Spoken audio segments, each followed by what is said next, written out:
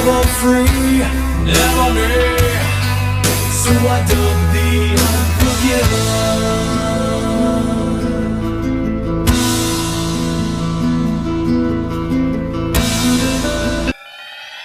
Assalamualaikum warahmatullahi wabarakatuh. Bersama lagi kita di dalam channel Gaza Studio. Saya Captain Zack. Jangan lupa like, share dan komen, serta jangan lupa subscribe bagi sesiapa yang belum subscribe, dan jangan lupa tekan loceng di bawah untuk mendapatkan notification video-video terkini daripada Gaza Studio. Okey, pada hari ini kita nak react video tentang dua orang Habib yang begitu menarik dan amat melucukan, amat menghiburkan. Kenapa perlu kita kaitkan Habib dengan menghiburkan? Sebab video Habib tidak pernah tidak lucu, sering membawa kisah-kisah yang melucukan. Jom kita tengok video yang pertama. Kisah tentang kopi, di antaranya salah satu aulia bermimpi bertemu Nabi SAW, dan beliau mengatakan dalam mimpinya kepada Nabi, "Ya Rasulullah, hadithni bi hadithin." Tolong beri saya hadis yang belum pernah kau ucapkan. Artinya tidak ada di kutubul hadis. Maka Nabi SAW memberikan 3 hadis. Pertama, siapa man kana subha fi jaybih, siapa yang tasbih ada di kantongnya, yuktabu minal musabbihin wa illam yusabbih, maka dia dihitung oleh Allah sebagai orang yang selalu bertasbih, selalu berzikir walaupun dia tidak berzikir.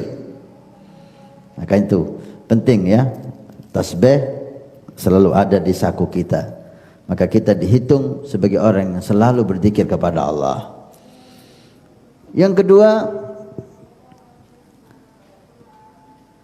madama ta'mul gahwa fihi ahadin, selama rasa kopi ada di mulut seseorang, maka malaikat memintakan ampun untuk dia. Malaikat memintakan ampun kepada seseorang selama rasa kopi ada di mulutnya. Kenapa? Karena kopi bisa membuat orang lebih semangat ibadah, menghilangkan ngantuk, kuat. Bahkan saya dengar kopi, nggak tahu benar atau tidak ini dari saudara kita Imam, bisa sebagai obat kolesterol. Allah alam, perlu dilihat lagi ini. Banyak manfaat kopi. Yang ketiga, wugufuka baina yaday arif atau wali lillah, kamu hadir duduk di samping aulia kahal bisyah, sangat sekejap sekali seperti orang merah susu kambing, singkat, lebih afdal daripada kita ibadah sampai terpotong-potong. Itu 3 hadis, di antaranya gahwah, kopi tadi ya, manfaat banyak. Maka itu dalam Fatihah para habaib kita ada Al-Fatihah li sahibil gahwa. Okey, kita dah selesai dengar video yang pertama. Dia cerita tentang hadis kopi, tasbih, kopi dan juga duduk bersama wali.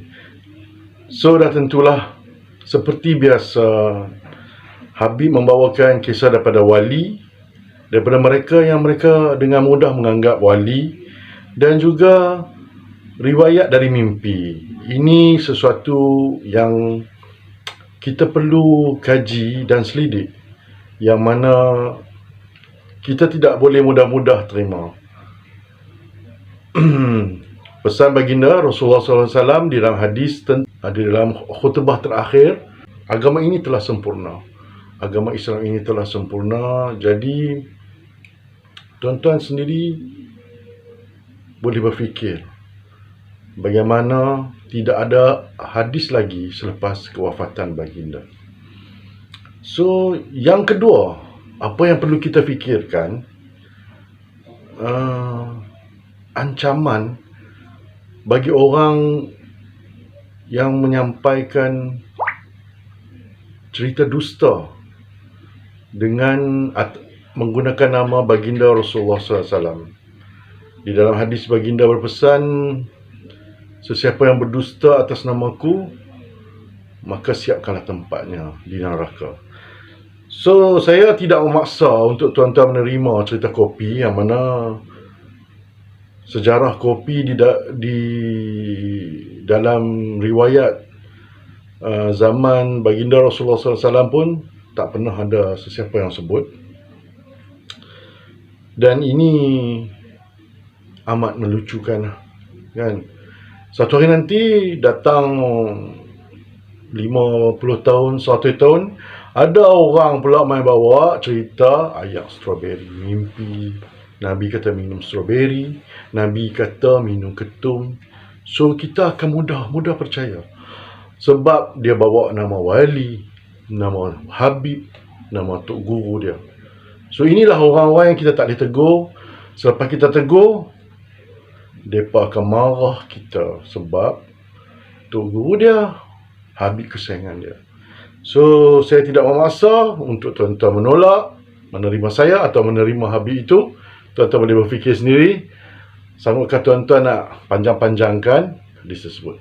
Okey.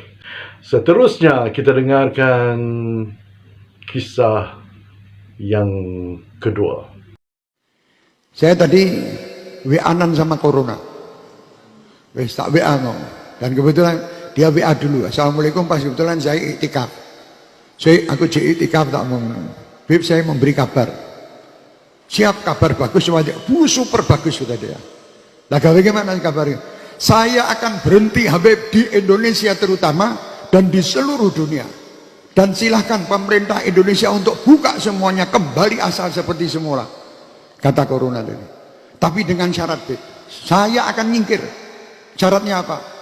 Semua pemerintahan dari pusat dan daerah serta rakyat serta ulama, masyarakat kaya maupun miskin, stop kemaksiatan. Oh ngono. Kowe kok tegas men? Tak kira. Kok degaren bagus men iki Corona. Satu, Beb. Sik Beb iki ora gojek, Beb, ngomongnya ngono kuwi. Ora gojek. Oh, siap. Yang nomor 2 apa? Yang nomor 2, semua tempat-tempat perzinaan, pelacuran, minuman, hal-hal yang kira-kira membuat Allah murka, tutup melalui perintah dari pemerintah. Pemerintah buat undang-undang tidak diperbolehkan kemaksiatan. Ini kata Corona loh, bukan kata lambeku lagi. Ini Corona yang ngomong. Kok coba salah ke Habib saya. Ini pesan Corona untuk pemerintah kita. Buat apa namanya undang-undang aturan ini. Kan aturan Corona dibuat nesu Corona. Ini ada apa? DPR pakai memutuskan aturan Corona. Tidak penting kata dia. Yang penting DPR, bagaimana DPR membuat aturan supaya Indonesia bebas dari maksiat, kata Corona. Oh ngono, pasti saya pergi dari Indonesia. Cuman itu aja syaratnya. Tepuk. Kita telah mendengarkan kisah yang kedua. So tuan-tuan boleh bertepuk tangan. Habib tersebut, dia mengaku dia berkomunikasi dengan coronavirus. Coronavirus berpesan pada beliau bahawa jika meninggalkan maksiat, dia akan berhenti untuk menyebarkan virus berbahaya ini. So, tuan-tuan boleh nilai, kita boleh nilai sendiri tuan-tuan. Tuan-tuan boleh nilai sendiri kisah-kisah sebegini yang mana layakkah untuk kita jadikan sandaran di dalam beragama, dan wajarkah kita menerima kisah-kisah begini sebagai kisah untuk menguatkan iman kita, kan?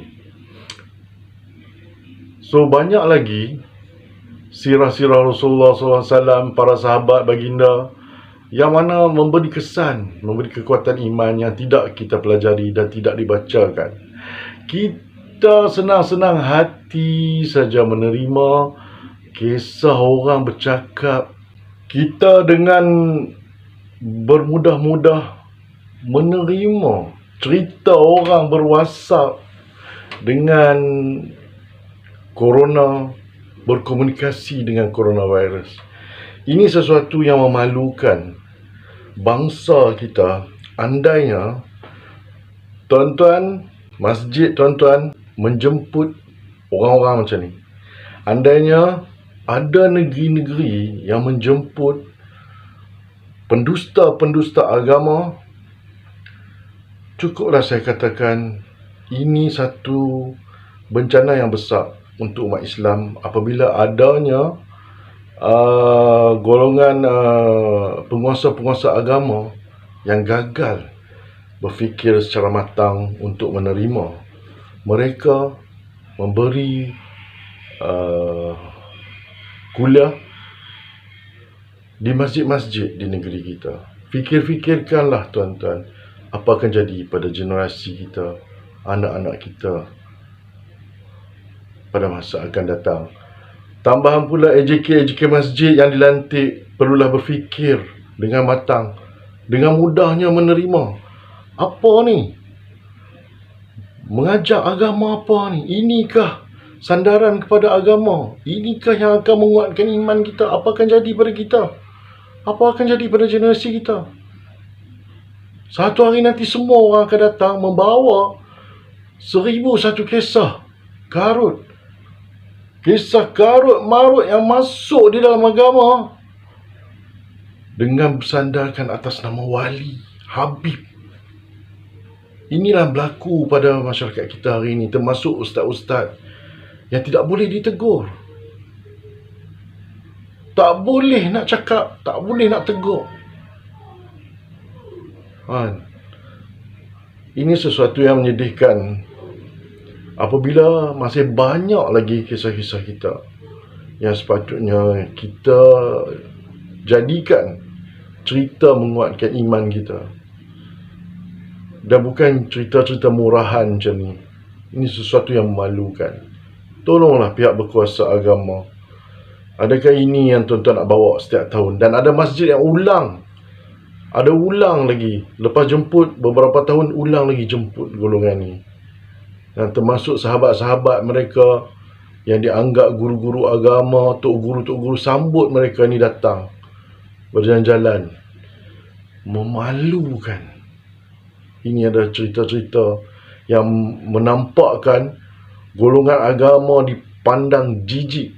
Bukan golongan agama, golongan yang meminati agama. Apabila golongan-golongan profesional lihat, wah, mudahnya orang yang minat agama, mudahnya mereka ini diperbodoh-bodohkan oleh cerita-cerita yang macam ni. Sedih tuan-tuan. Sedih apa yang berlaku di negara kita. Terlalu banyak momokkan cerita-cerita karut yang disuap ke telinga anak-anak kita, termasuk saya sendiri pada zaman saya kecil. Okey, itu saja daripada saya. Kita tak mau lama. Yang penting kita jangan buang masa, kita berfikir, kita mengkaji. Agama ini berdiri di atas hujah, bukannya datang sesuka hati. Dan agama tidak bermudah-mudah mengetahui hal gaib, sebagaimana yang tahu hal gaib hanya Allah Subhanahu Wa Taala. Sebagaimana dalam firman-Nya di dalam surah An-Naml ayat 65. So, wabillahi taufik wal hidayah. Assalamualaikum warahmatullahi wabarakatuh. Never free, never me. So I dub the